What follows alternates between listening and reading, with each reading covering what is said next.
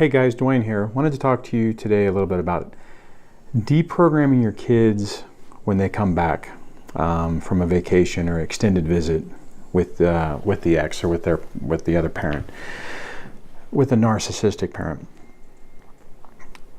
With this being the holiday, not the holiday, but with this being summer, the typical summer schedule, more than likely your ex is going to have an extended visit with the kids, maybe a week, couple of weeks, depends on what your visitation schedule is like.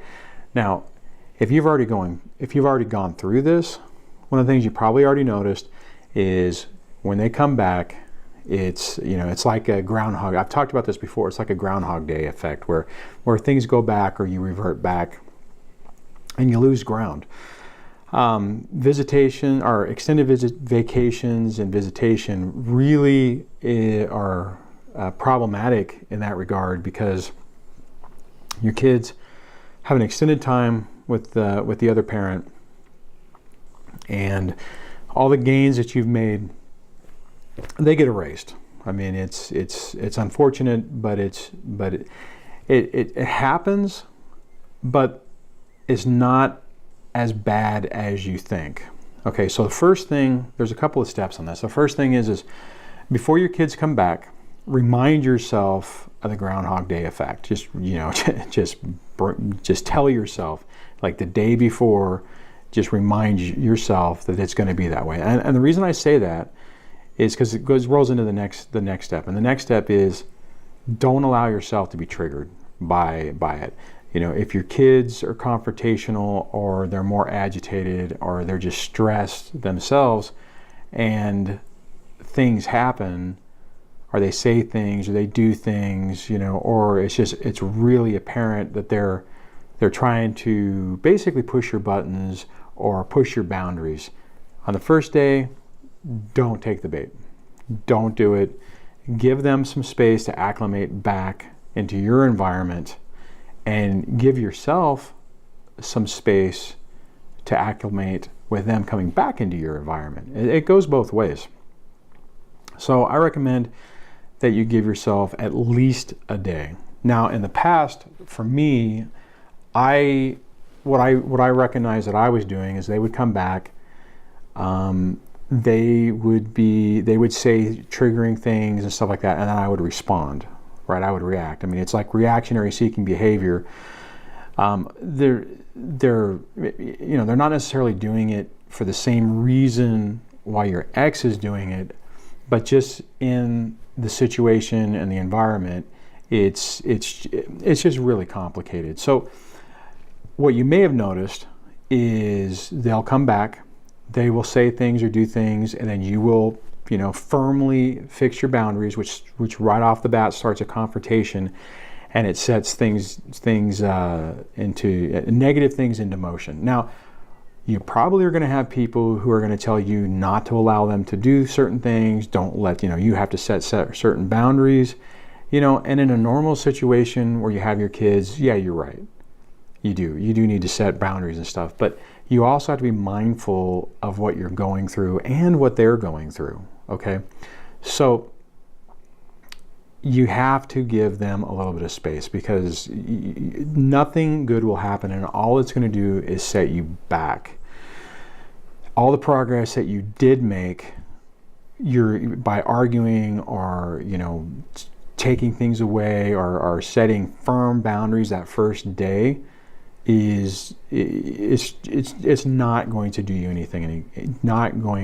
anything good. Now, if you want to have a calm conversation with them, you can do that, but don't allow it to escalate, because that is just going, you'll escalate, they'll escalate, and then you get into this feedback loop where you're not getting anywhere. So like I said, I recommend that you give yourself and them at least a day. Now, typically what's going to happen is you will notice an improvement the next day. Okay? So on day one, when you get, more than likely you'll probably get your kids back in the afternoon or the evening. So you'll have that issue that first day. The second day, things are better. By the third day, typically things go back to normal if you do it in a balanced way. Now, if you don't, and you push things right off the bat when they come back, that will roll into a longer period of time. Like, so let's say if your visitation, or they come back and you have them for 5 days. If you do the first day you set those boundaries and you are firm with those, you will have problems that will roll into the third and fourth day. So take a step back, take a breath, don't allow yourself to take the bait, and more than likely your ex will probably set something up to where when you get the kids back on that first day, some little bit of either an email or a letter in the mail or some type of information that's not really going to be a very pleasant thing is going to show up on your doorstep. Just don't take the bait. Give yourself some space, give your kids some space. Don't allow yourself to be manipulated indirectly by your ex, and not covertly, but indirectly by your kids too. So just give yourself the space to do that. So here's the thing. As you continue this, it becomes easier. And one of the things you'll notice as you get better at this, the duration for the Groundhog Day effect will diminish to the point that you can get to the point where there isn't one, where your kids will come back and boom, they will just switch into your mode, and it'll be seamless. And you'll still have days where things get a little bit awkward, but if you remember these techniques and just follow it, just remind yourself, then you'll be a lot better off. And especially during this summer break. I mean, this is also during major holidays, like let's say if your ex has the kids for the Christmas break or Easter, or like some extended period of time. Mentally prepare yourself for that. It's a little bit worse in those times because they've had less of an interaction with you during that time. During your normal visitation, the kids they'll start acclimating to that schedule, and it won't be so bad. And to the point where even the longer duration vacations and such will not be as bad. But I would recommend, no matter what, just keep it in mind. Mentally, like I said, mentally prepare yourself. Just tell yourself Groundhog Day is coming. Don't allow triggers either from your kids or external triggers like from like I said, email, voicemails, texts, whatever. I recommended another video where you just only do email communication. That really helps you minimize the impact that the narcissist has against you. And you follow these tips and it'll make it easier on you, and it'll also make it easier on your kids.